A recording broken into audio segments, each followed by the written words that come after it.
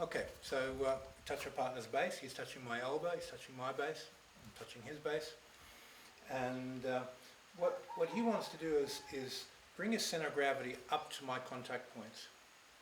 What this will do for the beginner is if his center is here, here, here, and on this hand, on his elbow, then as I drop my hip, stretch my spine, it's very easy for me to go, oh, I can come under him with just a little bit of dropping of my weight.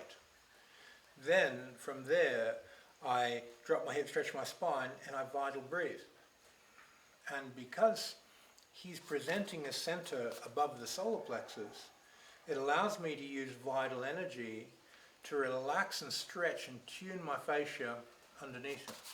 Now, if he dropped his weight into his legs, then I'd go, oh, where's that? Then I've got to get all the way down to my legs and sink properly and then cut underneath to catch him.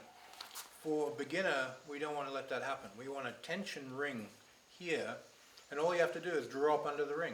Now I'm underneath him. Then I vital breathe, I tune the fascia to life force, and the beginner will automatically start to go, oh, this is how empty force works.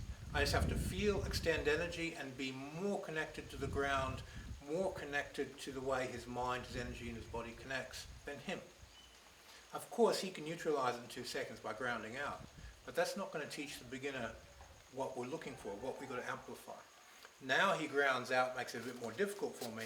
I touch base, and then I've got to produce more energy, more sync to get my partner to balance. So this process goes from mechanical brute force to touching the partner and just softening them out of their base. Okay, we'll leave it there since someone's phone's going wild. Thank you for your time, and I'll see you in the next video.